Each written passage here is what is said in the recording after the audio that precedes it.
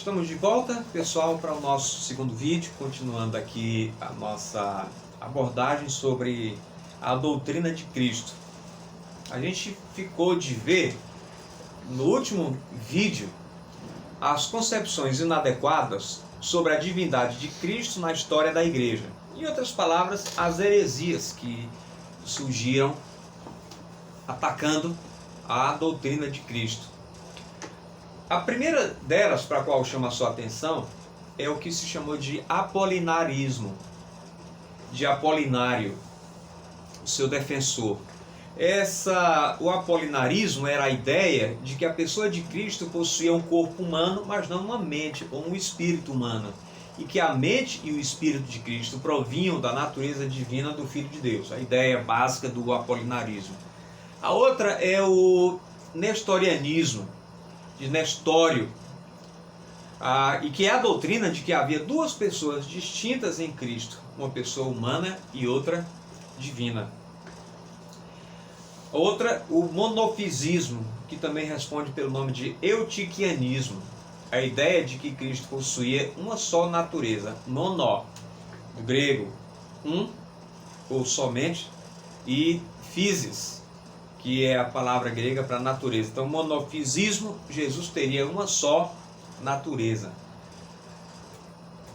Agora, o concílio de Calcedônia definiu a ortodoxia cristã sobre Cristo, ou melhor, a ortodoxia da igreja sobre Cristo, dizendo o seguinte: fiéis aos santos pais, todos nós perfeitamente unânimes ensinamos que se deve confessar um só e mesmo Filho, nosso Senhor Jesus Cristo, perfeito quanto à divindade, perfeito quanto à humanidade, verdadeiramente Deus e verdadeiramente homem, constando de alma racional e de corpo, consubstancial com o Pai, segundo a divindade, e consubstancial a nós, segundo a humanidade.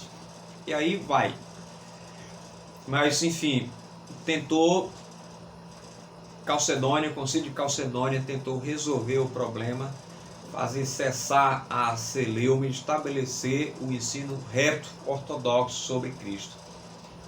Sobre o concílio de Calcedônia ainda, esse concílio tratou sobre hipóstasis, que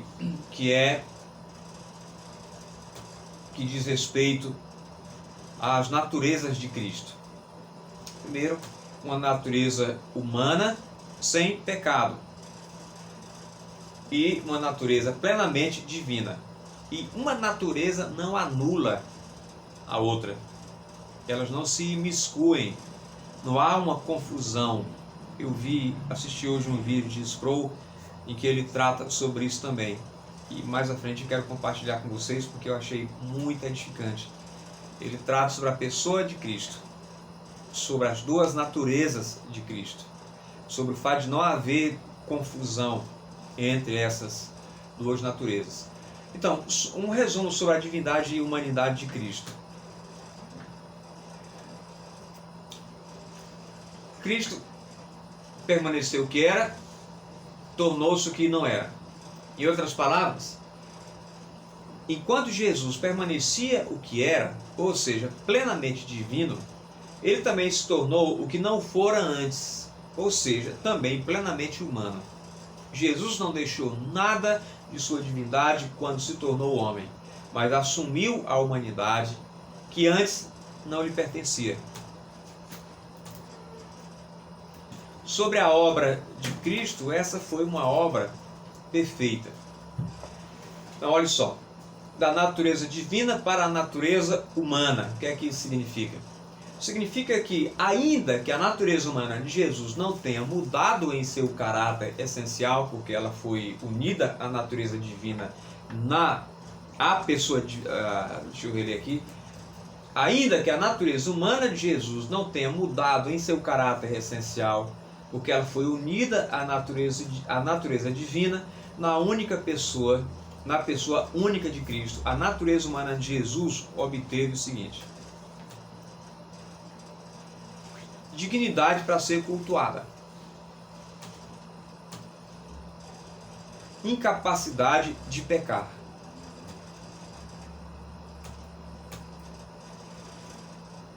Então, a natureza humana,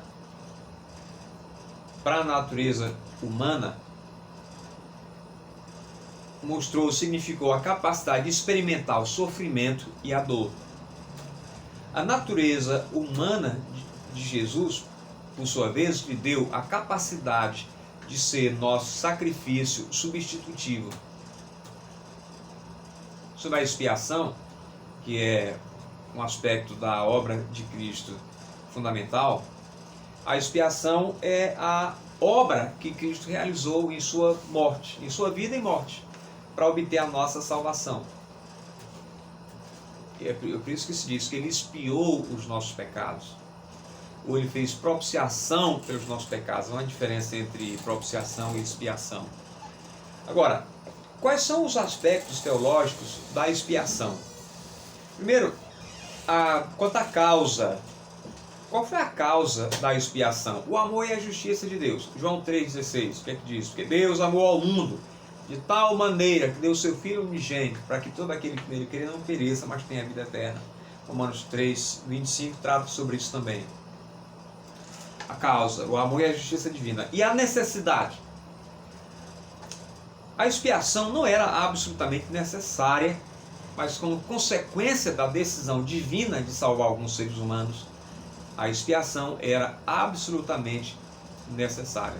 Deus podia ter preterido, deixado, já que o primeiro Adão falhou, o homem com o qual ele fez o pacto da graça fracassou quanto a obedecer, quanto a guardar a sua parte da aliança. Deus podia ter dito, bom, agora já era. Mas não foi isso que Deus fez. Então, se a expiação não era absolutamente necessária, como consequência da decisão divina de salvar alguns seres humanos, a expiação era absolutamente necessária. Quanto à natureza da expiação, em que ela consistiu, o que é que está no bojo mesmo dela? O fato de que Jesus obedeceu ao Pai em nosso lugar e cumpriu de maneira perfeita as exigências da lei. As consequências da expiação. A obediência de Cristo por nós. É o que os teólogos chamam de obediência ativa. Cristo tinha de viver uma vida de perfeita obediência a Deus, a fim de que pudesse obter a justiça para nós. Ele tinha de obedecer à lei ao longo de toda a sua vida por nós, de modo que os méritos de sua perfeita obediência fossem contados em nosso favor.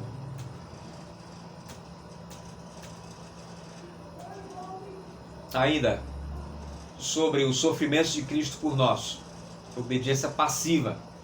Houve uma obediência ativa e uma obediência passiva. O que foi a obediência passiva? Além de obedecer à lei de modo perfeito por toda a sua vida em nosso favor, Cristo tomou também sobre si mesmo os sofrimentos necessários para pagar a penalidade dos nossos pecados. Sofrimentos de Cristo. O sofrimento de Cristo se deu durante toda a sua vida. No sentido, também a dor da cruz, a dor física da morte, a dor de carregar o pecado, o abandono, a dor de suportar a ira de Deus. Então, todos esses são aspectos do sofrimento de Cristo. Os efeitos da obra de Cristo. Então, sobre a situação do homem, o homem estava escravizado no pecado e ao reino de Satanás. Todos nós, o homem, todos incluídos. Outro aspecto, nós merecíamos morrer como castigo pelo pecado. Merecíamos receber a ira de Deus contra o pecado. E nós estávamos separados de Deus pelos nossos pecados. Quanto ao fato de que nós estávamos escravizados ao pecado e ao reino de Satanás, a situação do homem era essa. Agora, quanto à obra de Cristo, o que Cristo fez? Ele se deu como sacrifício, ele morreu no nosso lugar, ele fez propiciação pelos nossos pecados, ele nos reconciliou e ele nos redimiu. O apóstolo Paulo diz na carta aos Coríntios, na segunda: Deus estava em Cristo reconciliando consigo o mundo. Deus nos reconciliou. Isso é parte da sua obra redentiva. Quais são os termos teológicos do Novo Testamento? Quanto ao termo sacrifício, Cristo morreu por nós como sacrifício. Hebreus 9, 26. Propiciação, Cristo morreu como propiciação pelos nossos pecados. 1 João 4, 10. Cristo nos reconciliou. O que Paulo disse no texto já citado: Cristo nos trouxe de volta à comunhão com Deus. O pecado nos afastou. Como consequência do pecado, nós fomos todos distanciados de Deus. E agora, em Cristo, nós somos reconciliados. Cristo é o mediador. Nós somos a Deus por meio dele, por causa daquilo que ele realizou na cruz do Calvário. E a redenção. Cristo pagou o preço pela nossa libertação do pecado. Algumas reflexões teológicas sobre a morte de Cristo. O castigo foi infligido por Deus Pai. Quer dizer, você foi salvo de quê? Você foi salvo da ira de Deus. Deus nos salvou da sua própria ira. Textos como 2 aos Coríntios 5, 21 mostram isso. Isaías 53, 10. Romanos 5, 8. O que é que Paulo diz em Romanos 5, 8? Ele diz que Deus prova o seu amor para conosco em ter Cristo morrido por nós, sendo nós ainda pecadores. Outro aqui. O sofrimento de Cristo não foi não foi um sofrimento eterno, mas um pagamento integral. Tudo foi pago. Veja, uma das implicações disso é que, se entendemos a natureza da obra de Cristo, o que ele fez no lugar do pecador, a segurança da sua salvação, a base da sua salvação, disso a gente vai extrair uma segurança muito grande. Uma segurança baseada na qual a gente vai viver, nos tornando menos instáveis, mais firmes e abundantes na obra de Deus, e mais gratos também, porque o pagamento, as acusações. O diabo é o acusador. O termo Satanás significa adversário. O termo diabo significa acusador. Ele lança sobre os cristãos acusações das mais diversas, mesmo sobre o cristão convertido. Agora, por que e como uma pessoa convertida, por que ela muitas vezes cede ao ponto de se tornar ou pensar sobre si mesmo aquilo que Satanás, aquilo que o inimigo das nossas almas quer que nós pensamos? Isso é porque desconhece a obra de Cristo, desconhece o seu escopo, a sua abrangência, a sua radicalidade, a sua base, a sua segurança. Romanos 8:1 diz: agora, pois, não há condenação para os que estão em Cristo Jesus.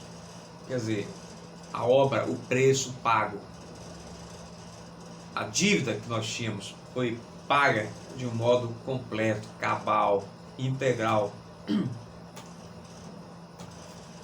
Ainda aqui o significado do sangue de Cristo. Nós somos lavados, purificados pelo sangue de Cristo que foi vertido na cruz do Calvário. Agora, pessoal, há algumas ideias um tanto complicadas, algumas teorias que não se coadunam bem não se coadunam com o que diz a Bíblia, com o que ensina o Novo Testamento sobre a obra de Cristo. Há algo chamado a teoria do resgate pago a Satanás. Foi uma ideia desenvolvida por Orígenes. Orígenes, a propósito, foi dentre os assim chamados pais da igreja, foi o primeiro a escrever uma obra que veio a ser catalogada como uma obra de teologia sistemática. Se bem que, e quando se diz isso, o mérito não é que ele tenha advogado uma teologia sã em todos os aspectos, mas não. O mérito é que ele foi por assim dizer, o pioneiro em termos de ter desenvolvido um sistema um tanto incipiente, se você comparar com os sistemas que vão aparecer mais à frente, mas ainda assim ele teve o mérito de tentar colocar as coisas de maneira concatenadas, de maneira sistêmica. Então, essa teoria do resgate propõe que Cristo pagou um resgate para nos redimir, um resgate que foi pago a Satanás, em cujo reino se encontravam todas as pessoas devido ao pecado. Parece que Orígenes não tinha uma visão de que Deus é absoluto, soberano, e é como se Satanás tivesse algum poder de mando ou de decisão, ao ponto de que ele fosse aquele responsável pela condenação das pessoas. Isso contraria o que Jesus disse quanto a que nós devemos temer, não aquele que mata o corpo, mas o que manda para o inferno, o corpo e a alma, Mateus 10, 28. E isso é Deus que é o fogo consumidor. É a Deus que se refere o escritor da carta aos Hebreus quando diz: horrenda coisa é cair nas mãos do Deus vivo. Teve outra teoria, um tanto esdrúxula, que se chama a teoria da influência moral. Essa teoria foi desenvolvida por Pedro Abelardo. Pedro Abelardo também foi um teólogo de renome na história da igreja. Orígenes viveu aproximadamente de 185 a.C., ou melhor, depois de Cristo, a 254 depois de Cristo. Quando Agostinho entrou em cena, quando Agostinho nasceu em 354, morreu em 430, aí ele deu um passo muito mais adiante em termos da ortodoxia bíblica, em termos do que a Bíblia diz sobre Cristo. Ele teve uma visão ele foi mais arguto em termos de entender, de perscrutar as Escrituras com mais precisão. Agora, o que defendeu a teoria da influência moral foi Pedro Abelardo. Pedro Abelardo foi um teólogo da segunda metade do século XI e primeira metade do século XII. Pedro Abelardo escreveu uma grande obra de teologia sistemática que foi inclusive lida por Calvino, certamente por Tomás de Aquino, por Lutero também, que se chama As Sentenças, os livros das sentenças. Já procurei, achei algumas partes em inglês, mas em português pelo menos, talvez em algum mosteiro antigo, em algum mosteiro desse se ache, mas já andei por alguns, não achei. Mas o fato é que, com essa teoria da influência moral, Abelardo sustentava que Deus não exige o pagamento de um castigo pelo pecado, mas que a morte de Cristo era simplesmente um modo pelo qual Deus mostrou o quanto amava os seres humanos ao identificar-se até a morte com os sofrimentos dele. Outra teoria foi uma ensinada pelos socinianos. Lembram do que no primeiro vídeo eu falei sobre socianismo? Vem do nome desse cara, Fausto Socino, que nasceu em 1539 e morreu em 1604. Portanto, ele foi contemporâneo, ele era criança quando Lutero e Calvino exerciam seu ministério. Ele dizia o seguinte, em sua teoria do exemplo, ele dizia que a morte de Cristo nos provê de exemplo de como devemos confiar em Deus e obedecer de modo perfeito, mesmo que essa confiança e obediência nos levem a uma morte horrível. Precursor do liberalismo. Cristo é um exemplo. Outra teoria, essa foi ensinada por um cara chamado Hugo Grotius, a teoria governamental. Hugo Grotius nasceu em 1583 e morreu em 1645. Em sua teoria governamental, ele propunha uma demonstração divina do fato de que as leis de Deus foram infringidas e isso exigia reparação.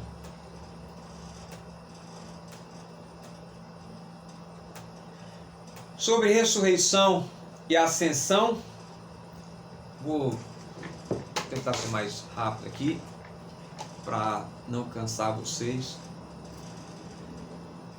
Vamos ver aqui sobre a ressurreição de Cristo. Eu tenho inclusive um livro aqui de N.T. Wright sobre a ressurreição. Josh McDowell escreveu sobre esse assunto também. A ressurreição é uma doutrina chave do cristianismo, e na cristologia a ressurreição, sem a obra de Cristo, sem a ressurreição, não seria uma obra completa. Tem um livro aqui também de John Owen, o título dela é A Morte, da Morte na Morte de Cristo. Essa obra foi publicada em português com outro nome, mas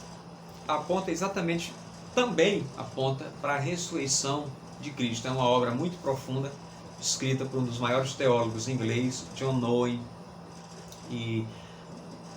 Mas enfim, as teologias sistemáticas, tanto o nosso Sproul aqui como outros aqui também, desenvolvem bem, esses que são evangélicos na sua abordagem, desenvolvem esse ensino de maneira muito convincente.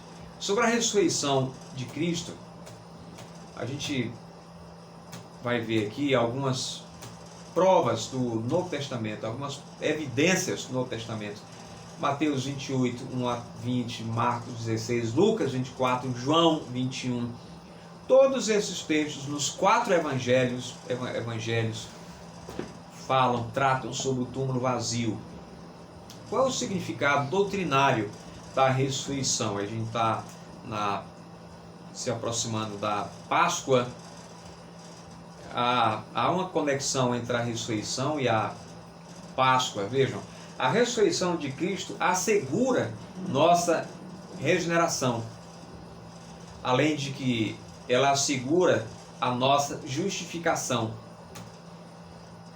E também assegura-nos de que iremos receber igualmente corpos ressurretos perfeitos. Sobre a ascensão de Cristo. Cristo subiu para um lugar. O céu é um lugar real. Atos 1:3, Lucas 24:50. No céu, Cristo recebeu, ou quando da sua ascensão, Cristo recebeu mais glória e honra como Deus homem. Cristo assentou-se à destra de Deus. A ascensão de Cristo tem importância para a nossa vida. É na verdade fundamental para o cristão saber que que Cristo exerce o seu sacrifício de rei, de sacerdote e de profeta, e que ele, como rei, está sentado à destra de Deus, faz intercessão por nós e nos dá a sua palavra. Afinal, esse é um dos sentidos, é o sentido do seu ofício de profeta.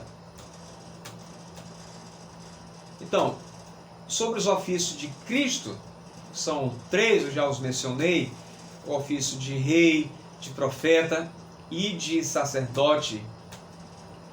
Como profeta, Cristo é aquele sobre quem foram feitas as profecias do Antigo Testamento. Ele não era meramente um mensageiro da revelação de Deus. Ele era ele mesmo a fonte da revelação de Deus, como profeta. Como sacerdote, Cristo tornou-se o nosso grande sumo sacerdote. Ele ofereceu um sacrifício perfeito pelo pecado e nos aproxima continuamente de Deus e ora continuamente por nós. Como rei, Após sua ressurreição, Deus deu a Jesus muito maior autoridade sobre a igreja e sobre o universo.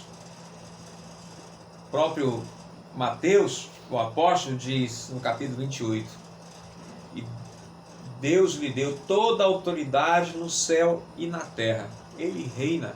A Constituição belga, inclusive, diz que Cristo é um rei eterno que não pode ficar sem súdito. Sobre a obra de Cristo, enfim, há muito mais coisas para a gente ver, mas a gente fica por aqui e fica a leitura para quem tem o livro, para quem tem Sproul, fica aqui a leitura do capítulo 23, é um capítulo pequeno, bem pequeno.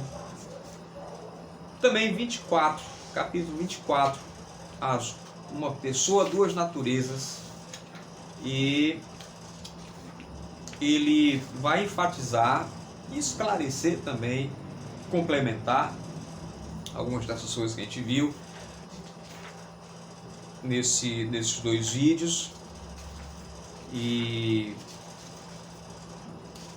vai, na verdade, ele vai reforçar o que a gente nesses dois vídeos acabamos de ver. Então ficamos por aqui, pessoal.